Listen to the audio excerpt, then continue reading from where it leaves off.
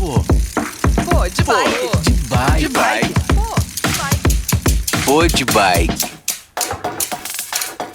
A gente sabe dos benefícios da prática de atividade física e o Podbike hoje vai falar exclusivamente sobre isso e, em especial, como a medicina esportiva pode ajudar no desempenho dos atletas. E para falar sobre esse tema tão legal, a gente tem hoje uma médica maravilhosa, Carolina Kina, que eu tenho o prazer de falar que é minha médica. Bem-vinda, Carol!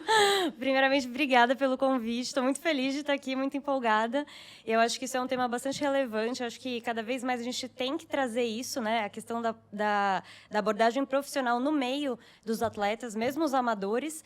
Eu acho que isso faz total diferença. Enquanto mais a gente falar, mais a gente interagir com esse público, as chances de resultados bons são infinitas. E é importante as pessoas entenderem como funciona a medicina esportiva. Então, explica pra gente, porque tem muita dúvida ainda em torno da medicina esportiva, tipo, o pessoal que não acompanha, que não vai ao médico esportista, tem muita dúvida. Então, explica pra gente, assim, resumidamente, o que é a medicina esportiva, como que funciona, qual que é o trabalho de vocês. Tá.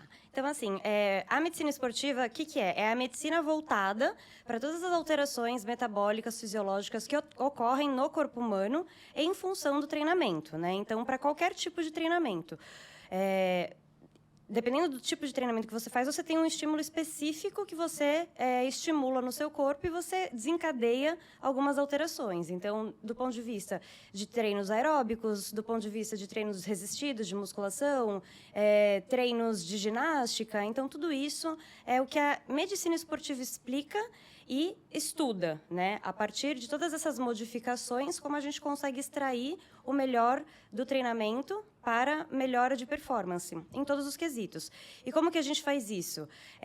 A gente avalia de uma forma muito ampla, a gente tem que entender muito bem qual que é o tipo de treinamento que esse indivíduo está fazendo, como que é a rotina dele, e a gente consegue auxiliar com suplementações específicas, né? Direcionando tipos de treinamento, direcionando tempos de descanso, que isso também é importante, direcionando a alimentação. Então, como que vai balancear essa alimentação de acordo com o treino que está fazendo, de acordo com, de repente, o calendário de competições. O médico do esporte ele faz isso. Porém, ele não lida só com atletas de alta performance, tá?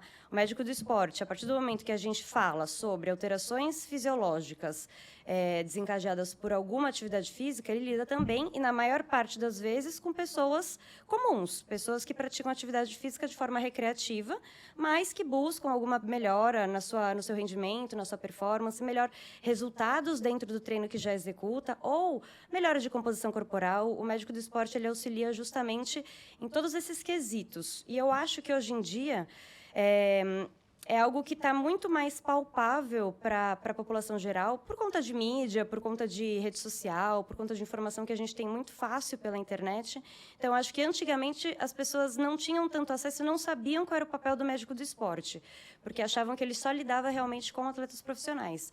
Mas, a partir do momento hoje que eu vejo que muitas pessoas estão cada vez mais engajadas com a questão de atividade física, de melhora de saúde, de qualidade de vida, de longevidade, o médico do esporte ele é muito buscado também para isso, né? Para essas orientações, para melhora realmente de performance na vida.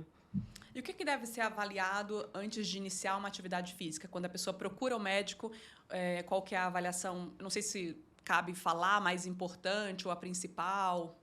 Tudo vai depender de como a pessoa chega também para a gente. Então, assim, se é uma pessoa que nunca fez nada na vida, né, ela tem um nível de aptidão física X. Uma pessoa que já tem uma prática de alguma atividade há algum tempo, há alguns anos, tem um nível de aptidão Y. Então, a partir daí, a gente tem que nivelar da onde que a gente está saindo e para onde a gente quer chegar. Isso é bem importante.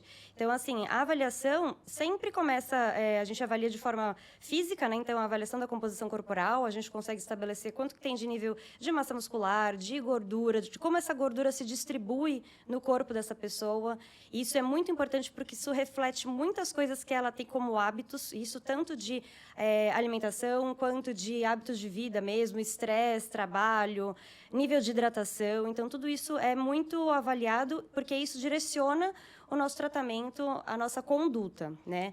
E aí, a partir daí, de acordo com quais forem os objetivos dessa pessoa, né? Então, sempre é bom estabelecer tempo, para que não haja expectativas que não sejam palpáveis, né? Que a gente quer tudo para ontem. Exatamente. Então, eu acho que é bom a gente sempre determinar isso e colocar as expectativas realmente onde elas podem ser alcançadas, né? Para não entender que é gerar um uma processo, frustração. né? Exatamente. E quando a pessoa faz essa avaliação, existe a possibilidade de ter o impedimento de praticar alguma atividade? Existe a possibilidade, sim. Não digo nem de não poder fazer, mas poder fazer algo de forma adaptada para ela. Então, assim, existem algumas doenças, se a gente for pegar cardiovasculares, né? Então, algum tipo de exercício, você pode ter que adaptar. Você tem que, por exemplo, controlar a frequência cardíaca desse indivíduo durante o exercício. Então, isso é bom a gente saber, usando reloginhos que marcam frequência, enfim. Mas não há uma contraindicação absoluta a pessoa deixar de fazer qualquer atividade física. A não ser que tenha alguma restrição física, sei lá, amputada de todos os membros. Porque a gente sabe que mesmo quando as pessoas têm algum membro amputado, elas conseguem fazer coisas extraordinárias. Então, é só uma questão de direcionamento mesmo, né? Mas, a princípio, não é nada que não se possa fazer, e sim fazendo de forma sempre adaptada. E qual que é a frequência indicada para esse acompanhamento médico, para a pessoa que está praticando atividade física? E a gente tem diversos tipos. A pessoa que está iniciando, a pessoa que está querendo competir, que ela já está ali praticando esporte amador.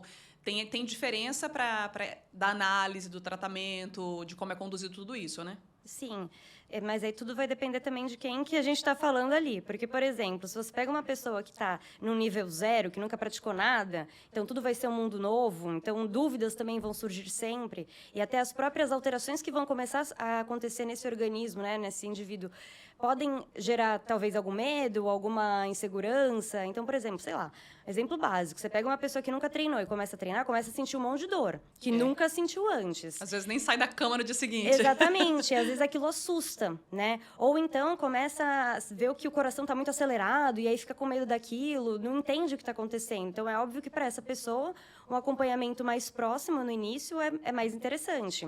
Agora, para quem já tem uma certa maturidade, né? Pegando agora um exemplo de uma pessoa que faz musculação, né? Então, assim, a pessoa já treina musculação já faz anos, enfim, de repente não consegue ter uma melhora ali no seu físico fazendo o que ela já faz. Aí chega para mim, beleza, vamos ver o que está acontecendo. Pensando agora nesse físico que já tem um certo treinamento e associando isso também à questão fisiológica, por exemplo, a questão da hipertrofia, para você realmente ver de fato, né, uma mudança acontecer no seu corpo, leva de 2 a 3 meses. Se ela fizer realmente aquilo, tanto em qualidade de treino, em qualidade de alimentação, em qualidade de descanso. Então, já vai ser um período ali de 3 meses para eu rever essa pessoa, por exemplo. Sim. Uma pessoa que compete, né? Tem um calendário de competições. Eu acho que a gente vai estar sempre se falando com mais proximidade, porque uma vez que, de repente, tem um calendário de competições e algumas provas provavelmente vão ser mais importantes que outras, né? Então, algumas provas vão servir como testes para outras. Sim. Então, de repente, trabalhar algumas estratégias diferentes, né, como teste, para ver como essa pessoa se adapta àquilo, né? Vamos tentar fazer suplementação de tal coisa, vamos ver como você reage. Não deu muito certo, vamos tentar por outro lado. Então, tudo isso, o acompanhamento acaba que fica mais dinâmico também. Então, é muito variado. Vou aproveitar o gancho da suplementação. As pessoas, em muitos casos, elas procuram colocar o suplemento na vida, no dia a dia, de forma sem esse acompanhamento. Então, eu queria que você falasse da importância e como é que você faz para a pessoa começar a utilizar o suplemento de maneira legal. Assim. Aí é que tá, isso é uma coisa também muito importante, porque suplemento é isso, ele suplementa a sua alimentação, né? Primeiro de tudo, a gente tem que corrigir a alimentação, que é sempre a base da pirâmide. Então, em tese, a gente consegue todos os micronutrientes, vitaminas e minerais, enfim, pela alimentação. A gente pode conseguir isso. E aí a suplementação vem como um acréscimo, né, para melhorar realmente o aporte desses nutrientes que devem ser ingeridos. Porém, uma coisa que eu vejo eu acho que muitas pessoas fazem, começam pela suplementação antes de adequar a alimentação, né? Então, já começa a querer tomar whey protein, querer tomar 1001 polivitamínicos, isso e aquilo, sem antes olhar para o que já está comendo, né? E aí eu acho que isso é um grande erro. Então, por exemplo, falando o whey protein, quando a gente acha que o whey protein é para ganho de massa muscular e só? Sim, ele ajuda nesse sentido, mas se a pessoa já tem uma ingesta de proteína adequada na dieta, não necessariamente ela vai precisar fazer uso de um whey protein para ter esse ganho de massa. Entendeu? Sim. É lógico que ele é um suplemento e uma estratégia muito versátil, até para o dia a dia. Então, de repente, você está lá na correria, você não consegue fazer uma refeição, então você não vai conseguir comer lá sua carne, seu frango. Você tomar uma dose de whey protein para garantir essa quantidade ideal para o seu dia, beleza. Mas ela não é uma coisa primordial e essencial, né? Que se você não tiver isso, você não vai conseguir. Se você tiver sua alimentação adequada, você consegue. Agora, tem outras coisas, por exemplo... Alguns suplementos eu acho que sim são muito interessantes, apesar da alimentação, que sempre eu acho que é necessário, porque só pela alimentação, de fato, você não consegue uma quantidade adequada, que é, por exemplo, a creatina. E isso é muito bem estabelecido, é um suplemento extremamente estudado, que a gente não consegue, só pela alimentação, ter os níveis adequados, pensando em performance, pensando em rendimento muscular, em disponibilidade de energia, que é o que a creatina faz, né? Faz a ressíntese rápida do ATP, que é a nossa moeda de troca de energia para o músculo, enfim. As fontes de alimento que produzem isso carnes vermelhas, enfim. A gente não consegue só isso pela alimentação. Então, sim, a creatina é algo que realmente você precisa suplementar, porque só por alimentação não vai ser suficiente. Então, eu acho que tem todas essas indicações, assim. Mas esse é um cuidado que a pessoa tem que ter com acompanhamento, né? Porque, de repente, ela só pratica... eu vou à academia, eu faço a musculação e me alimento bem, então eu vou colocar a creatina aqui. Não, né? Ela precisa passar no consultório, fazer todos os exames para analisar tudo certinho. Então, falando em específico da creatina, ela já é um suplemento, assim, até que muito seguro, tá? Se a população geral quiser fazer uso de creatina, 3 gramas de creatina por dia, tá ótimo. Porque ela não é só um suplemento para performance esportiva. Ela já foi tão estudada e ela está tão embasada já cientificamente que ela tem várias ações metabólicas interessantes. Ela melhora a resistência periférica à insulina. Então, os pacientes que estão em processo de emagrecimento, sobrepeso, obesidade, eles são beneficiados pelo uso de creatina, apesar de não fazer, de repente, alguma atividade física. Legal. Então, ela melhora níveis de cognição, ela melhora a qualidade do sono, ela, por exemplo, para idosos que têm já uma perda de massa muscular acentuada, associado à perda de massa óssea, ela também melhora níveis de sarcopenia, ela consegue reduzir isso. Então, eu dou creatina para os meus avós tranquilamente. Então, é um suplemento, assim, que numa dose assim, baixa, né, que 3 gramas é o mínimo ali, para você ter esses efeitos, é algo que você pode fazer tranquilamente. Agora, para pessoas que têm alguma atividade física, que de repente vão precisar de uma dose maior, aí sim, realmente precisa ter uma análise direcionada com acompanhamento. Uma outra coisa que eu queria que você falasse, Carol, é sobre a importância da nutrição para a melhora na performance. A questão de sono também, tudo isso. E aí entra a medicina esportiva, né? Trabalhando em conjunto e fazendo tudo isso acontecer, né? Junto. Com certeza, porque assim, a nutrição é a base de tudo na nossa vida, né? Então, assim, ter uma dieta balanceada, isso significa você ter garantido, né, a ingestão dos macronutrientes, carboidratos, lipídios, que são as gorduras, e as proteínas, e também os micronutrientes, vitaminas e minerais. Isso faz completa diferença para a questão de performance, né? E a gente avalia isso e a gente consegue direcionar isso de acordo com o tipo de treino que está fazendo, com a frequência desse treino na semana, com a quantidade de horas que isso é feita durante o dia. Então, tudo isso é muito bem calculado. Então, por exemplo, existem algumas tabelas que direcionam a gente, por exemplo, em quantidade de carboidratos, Para uma pessoa que tem um alto rendimento, ele treina de forma moderada e intensa, ou seja, de 5 a 7 vezes na semana, pelo menos 1 hora por dia, você vai ter ali um cálculo que você vai ter que ingerir de 5 a 7 gramas de carboidrato por quilo de peso, entendeu? Para garantir esse aporte, essa nutrição, essa energia, para que a pessoa se sinta apta e tenha condição de executar não só o treino dela, quanto dá substrato para o músculo poder se recuperar depois, né? Porque o treinamento, se engana quem pensa que é só aquela sessão de treino e acabou, né? Foi lá, treinou, tomou um banho, foi embora e vida que segue. Não, o treino acontece muito além disso. Na verdade, o resultado final de um treino, em questão de melhoria de performance, em questão de realmente você ter ganhos com aquilo que você está fazendo, muito vai depender do que você faz depois do seu treino e durante o resto do dia. E durante vários dias, né? Então, assim, é uma constância. Então, são todas as alimentações que você vai fazer. E é lógico que algumas delas você consegue direcionar melhor pensando no seu horário de treino, por exemplo. Então, você, de repente, pode adotar estratégias que você coloca a maior quantidade de carboidratos e proteínas antes e depois do treino, né? Porque você vai estar num momento fisiológico ali antes de você recrutar esses carboidratos e formar um glicogênio muscular, que posteriormente, durante o treino, é o que vai ser usado como fonte de energia. E nas horas após, ali até 6 horas depois, que é aquele momento que seu músculo vai estar ávido, querendo realmente buscar todo aquele açúcar que está circulando no seu sangue para a regeneração dele. Então, são, por exemplo, refeições importantes que você não pode deixar de ter. Eu fico assustada, eu fico querendo me jogar da ponte quando o paciente chega e fala que faz um treino de 2 horas, depois come uma salada e bebe água, ou não come nada.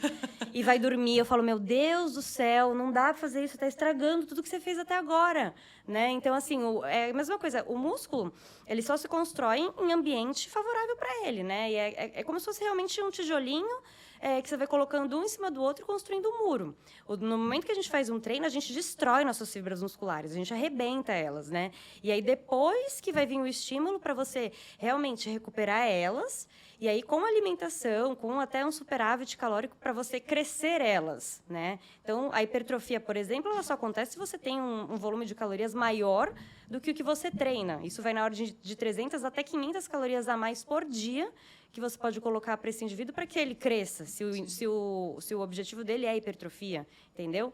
Então, assim, a nutrição é algo muito importante e, assim, não adianta ficar indo na internet, pegar dicas. Ah, legal, eu acho legal isso, mas, assim, para você é a sua dieta, é o seu corpo, é o seu peso, é o seu treinamento, é o seu organismo, né? Porque cada um funciona de uma forma e responde de uma forma diferente também, né? Exatamente. Então, assim, estratégias são individuais. Isso é um grande ponto importante.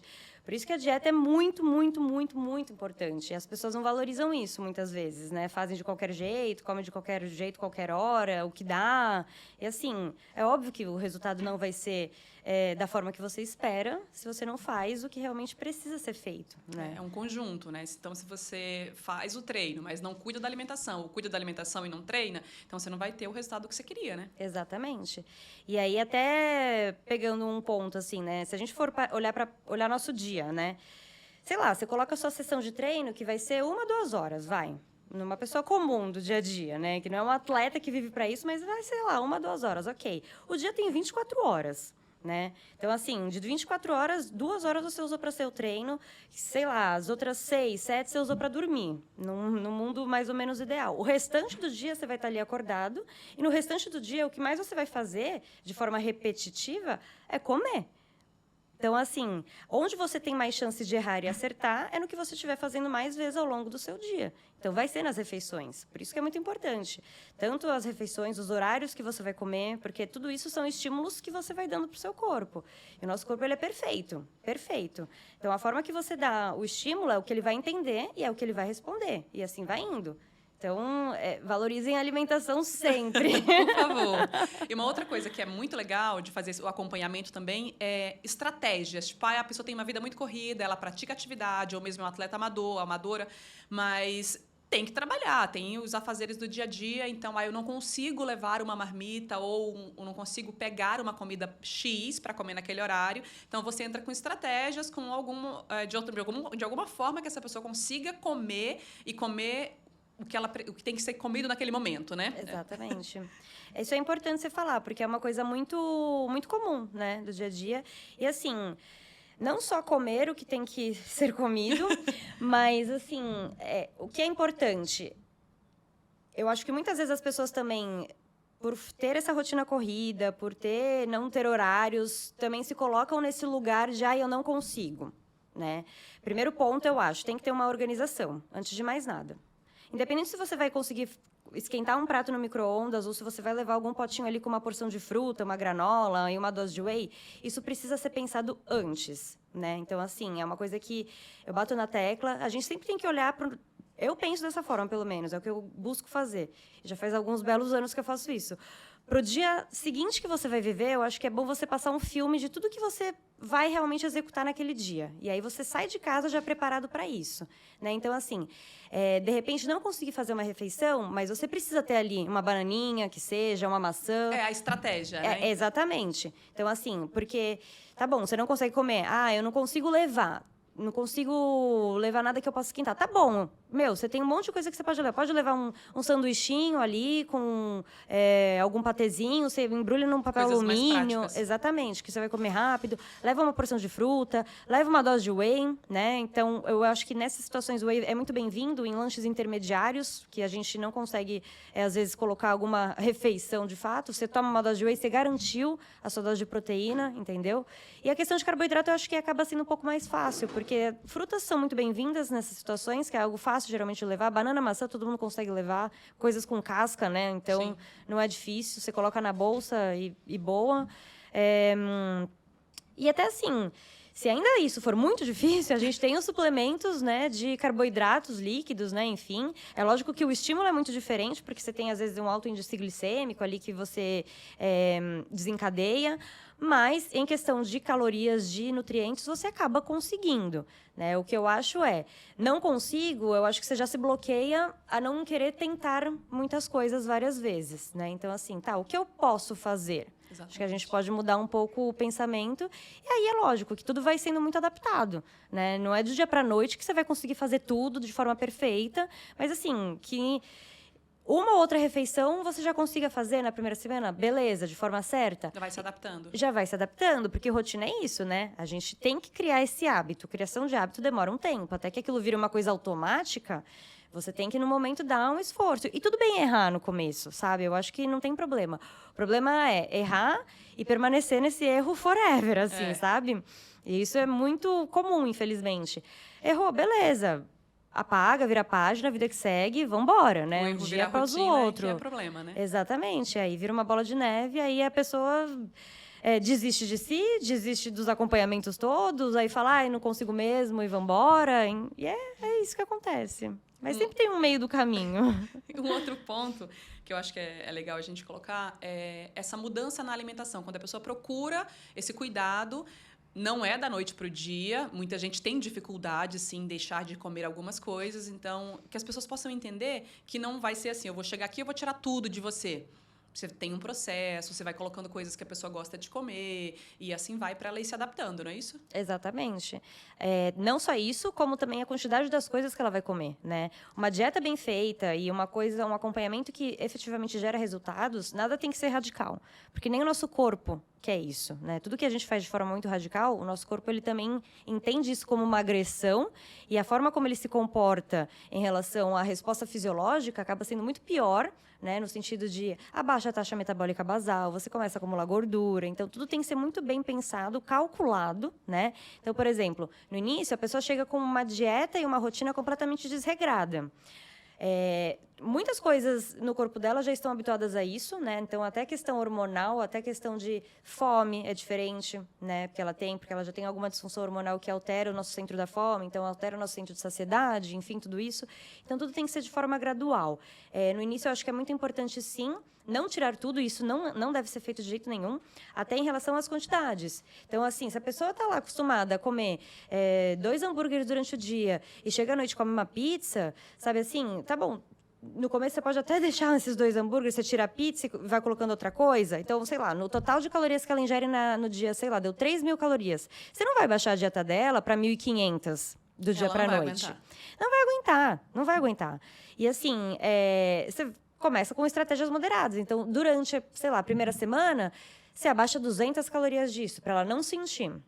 Na próxima semana, você abaixa mais 200. E você vai fazendo isso de forma gradual. E é bom que a pessoa entenda que tem que ser dessa forma. Tem que ser de forma bem tranquila, digamos assim, para realmente o organismo não sentir. Isso também é um ponto importante, porque as pessoas querem tudo para ontem.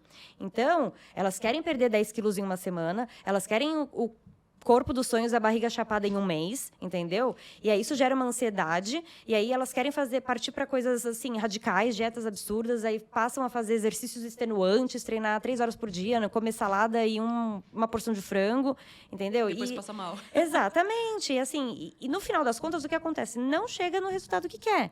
Porque o corpo inteiro, ele entende tudo isso. Tudo que você está tentando fazer como uma forma de melhorias, até o próprio treino, acaba sendo algo tão estressor para aquele organismo que estava acostumado a receber X quantidade de calorias no dia. De repente, não recebe isso. Recebe X menos 1000. E aí você coloca ainda mais um treino que você não fazia antes, entendeu? Que já gasta mais energia. O corpo fala, meu Deus do céu, cadê tudo aquilo que estava vindo antes? Agora não está vindo nada, agora está vindo um exercício, eu preciso sobreviver. Então ele começa a se defender de várias formas, a níveis hormonais mesmo, e estímulos, enfim, que ele baixa a taxa de metabolismo dele, e aí a hora que você vai comer alguma coisa, ele estoca aquilo como forma de gordura, que é uma forma de sobrevivência para ele. Então, assim... Não sejam radicais, nunca nessa vida. Não vale a pena, não é legal, não funciona. A longo prazo, você vai ver que isso não é sustentável, né? E vai frustrar também, né? Vai frustrar. Então, assim, é algo que eu sempre bato na tecla. E é uma frase que eu sempre uso. Não tenha pressa, tenha direção, sabe? Não tenha pressa, tenha direção, porque você chega lá. Só tem que ter um pouquinho de paciência. E os resultados vêm, sempre vêm, invariavelmente, porque o corpo ele é perfeito. E a partir do momento que você começa a ensinar ele como tem que ser feito, ele começa a te responder à altura. E, Carol, como que é o cuidado com o atleta de endurance? É um belo cuidado. Atletas de endurance é bem especial, assim, porque já é... Geralmente, a questão psicológica do atleta de endurance é diferenciada, então já tem uma pegada, uma cabeça, um psicológico um pouco mais forte, tem aquela coisa mais agressiva, assim, sabe? Ambiciosa e quer sempre mais. Muito. Exatamente. É diferente de uma pessoa que pratica musculação, assim, né? Então, assim, já tem esse ímpeto diferente. Então, tratar disso é bem legal. Cuidar desse ambiente também é bem legal, né? E o cuidado que se tem que ter, muito também. A alimentação tem que estar super bem regrada, porque não pode faltar nutriente para esse cidadão, que é bastante coisa que ele precisa ingerir durante o dia, durante vários dias, enfim. Cuidar muito bem do descanso, respeitar. Isso é um ponto, porque eu acho que atleta de endurance, por ter essa coisa de ambição e sempre mais, às vezes não quer respeitar o tempo que precisa de descansar. Fala, não, eu preciso treinar. Isso não é só uma questão psicológica, né? Rola uma questão hormonal ali de endorfina, enfim, essa dopamina que fica circulando. E você realmente fica viciado nessa coisa do exercício físico, né? Isso é verdade. Então, estabelecer realmente os momentos de parar é muito importante, os momentos estratégicos de descanso ali na semana, conforme forem necessários. A periodização do treino é muito importante, então, assim, não é sempre que vai fazer um treino na máxima, também não é sempre que vai fazer um treino em baixa potência, isso tem que estar muito bem equilibrado, né? Questão de suplementação também é importante, porque, aí sim, falando, num atleta de endurance, por ter uma carga muito alta, né, uma exigência muscular muito alta, muitas vezes a alimentação não vai ser suficiente, então eu acho que é importante sim suplementar. Então, alguns minerais, alguns eletrólitos são importantes, porque são provas longas, geralmente. Você já tem uma grande perda de suor, por exemplo. Às vezes você está muitas vezes numa prova a céu aberto. Então, assim, você fica refém e vítima de umidade, de temperatura, de chuva, de calor, enfim, vento. Então, tudo isso tem que ser muito bem estudado, né? Tem que ser muito bem planejado para o momento dessa prova, pensando assim. Outra coisa que eu acho bem importante, hidratação. Tem que tomar cuidado com isso. Muito, muito mesmo. Então, assim, de repente, o ambiente que esse atleta vai fazer uma prova, se tem uma altitude elevada, isso tem que haver um preparo antes, né? Pensando em fisiologia, pensando em questão de hematócrito, enfim, você tem que dar um preparo para ele antes. Que mais? Treinos de musculação são muito importantes também. A gente acha que, às vezes, só a questão do treino em si, da prova que ele vai fazer, então, seja uma corrida, seja uma natação, seja um ciclismo. É óbvio que cada um desses treinos geram estímulos diferentes para esse atleta, né, em questão de desenvolvimento muscular, enfim. Porém, ter um treino de força é sempre muito importante. Você tem que preparar esse músculo, né, para que ele esteja resistente àquele treino que ele vai executar. Então, treinos de força, treinos de musculação tem que estar também bem periodizados ali na planilha de treinamento. Como que é o tratamento da medicina esportiva com esse atleta? O que tem de diferente? Olha, Tô facilitando muito, né? eu acho que... Porque, assim, a medicina esportiva, como ela vai lidar com vários tipos de treinamento, para um treino de endurance, ele é bem importante no sentido, assim, muitas coisas a gente vai ter que avaliar, né? Então, assim, pensando num treino de endurance, a parte cardiovascular é algo bem importante. E é algo que ela vai sofrendo adaptações ao longo do ano, ao longo de períodos. Isso sempre tem que estar muito bem avaliado, tá? Então, a própria alteração morfológica do músculo cardíaco é alguma coisa que influencia muito. Isso a gente pode avaliar de forma mais objetiva com alguns testes, né? Então, fazer testes de esforço, ver como que está respondendo isso. Teste de ergospirometria, que vê troca gasosa associada à frequência cardíaca, então, o quanto que produz de gás carbônico, o quanto que consome de oxigênio, o quanto que você consegue se manter nesse limiar aeróbico, que é o que vai ser interessante para um atleta de endurance, ele permanecer a maior parte do tempo no limiar dele aeróbico, sem entrar no limiar anaeróbico, que é quando ele começa a produzir lactato, que é quando ele começa a entrar no ponto de fadiga. Então, assim, alguns cuidados, alguns testes são feitos justamente para a gente melhorar essa performance. Outra coisa que também é importante, existem alguns suplementos que são muito bem direcionados para isso, né? Então, assim, suplementos nível A de evidência pelo Comitê Olímpico Internacional, no sentido de realmente ganho de performance. Os nitratos são um deles, que basicamente alguns que melhoram a vasodilatação, beta-alanina, a própria creatina, e bicarbonato. Bicarbonato é uma coisa que também melhora, são tamponantes, tanto a beta-alanina quanto o bicarbonato, que melhoram essa coisa de resistência. Então, aquele momento que você acha que você quebraria numa prova, eles conseguem tornar esse período um pouco mais distante. Então, você consegue render. E é lógico que isso tudo são coisas adaptáveis e são, por exemplo, o bicarbonato é algo que é calculado de acordo com o peso do indivíduo e de acordo também com a tolerância dele. Porque ele tem esse efeito bom, porém, ele pode ter alguns efeitos indesejáveis, porque ele pode causar disfunções no trato gastrointestinal, pode causar algumas cólicas, até diarreia, enfim. Então, isso é uma coisa que você não pode fazer na véspera da sua prova principal do ano para testar como é que você vai sair, entendeu? Você tem que fazer um teste algumas provas antes. Para ver como você funciona. Exatamente, como o seu corpo vai responder, se você se adapta bem a isso ou não, entendeu? Então, são algumas estratégias mais específicas para esse público, que eu acho que são bem interessantes. E como funciona para o atleta de endurance, mas que ele não é profissional e ele, assim, tá beirando o amador?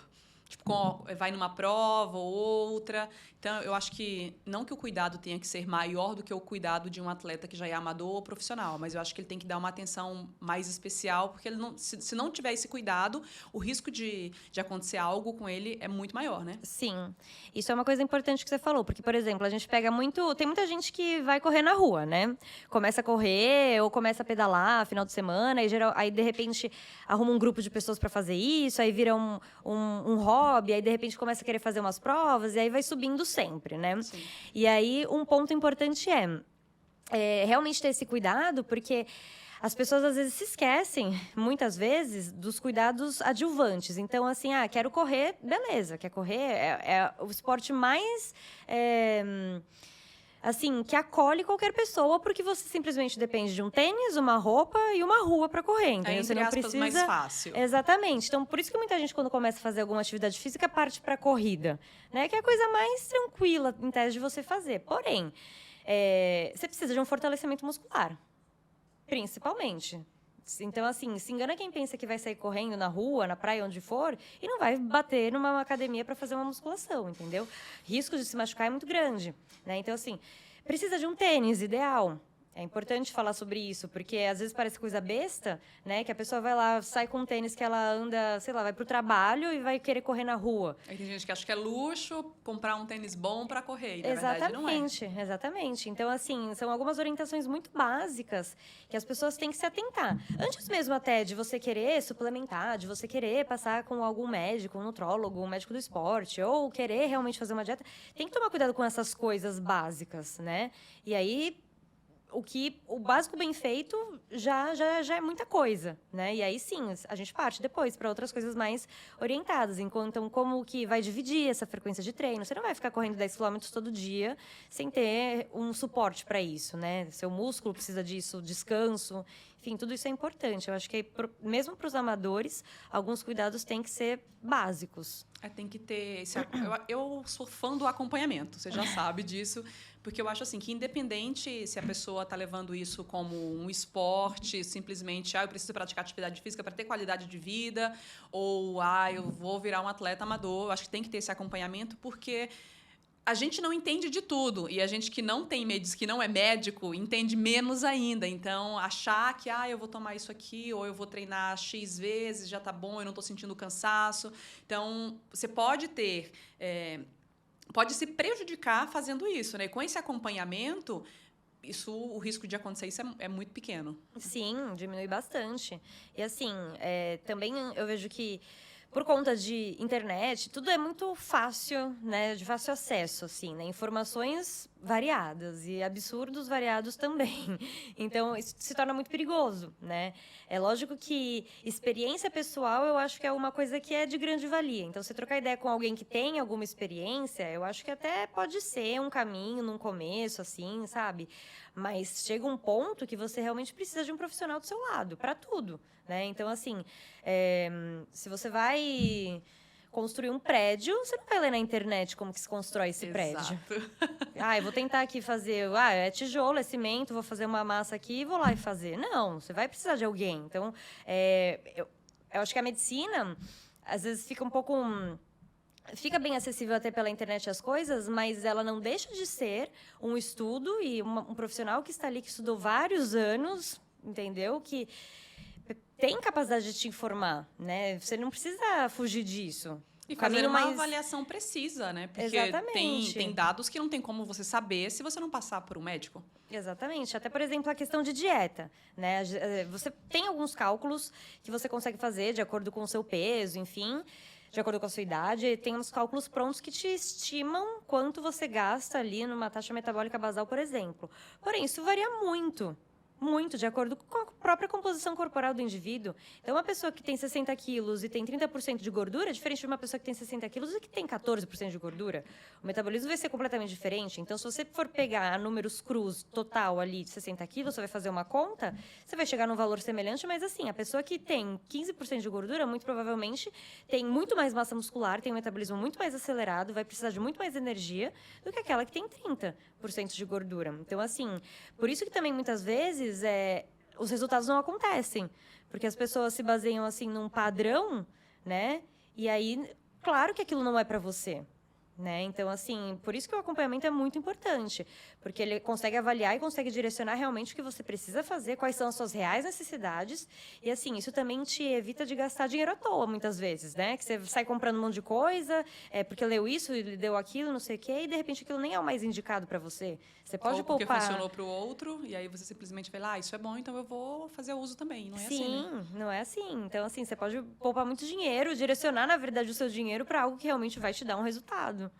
E não te frustrar depois. Exato. Né? E fala pra gente agora um pouquinho do seu trabalho aqui em Jundiaí, você está atendendo, e para as pessoas procurarem você, gente. Eu sou suspeita porque é maravilhosa. Bom, eu trabalho na Clínica Uicense, né? Uma clínica que fica ali no centro de Jundiaí, na Rangel Pestana. A gente tem uma unidade lá e a gente acabou de abrir uma segunda unidade em Campinas, tá? Então, nós somos uma clínica multidisciplinar. Lá a gente tem diversos profissionais que atuam em conjunto, né?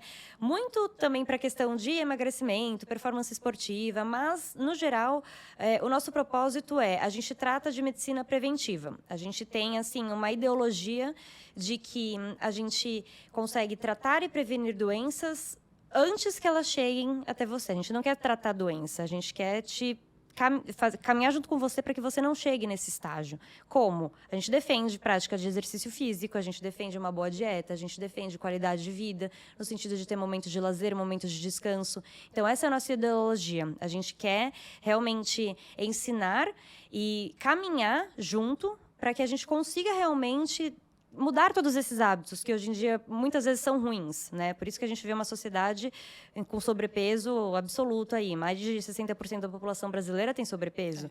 Então, assim, a gente quer construir, a partir da mudança desses hábitos e tornar, assim, uma coisa realmente visceral para essa pessoa entender que isso é importante, né? Não deixar chegar numa pressão alta, numa diabetes, aumentar risco cardiovascular por conta de coisas que são completamente evitáveis, né? Então, assim, você trabalhar trabalhar com a sua alimentação, melhorar a sua frequência de treino. Não ver tudo isso como uma coisa assim, nossa, eu preciso treinar.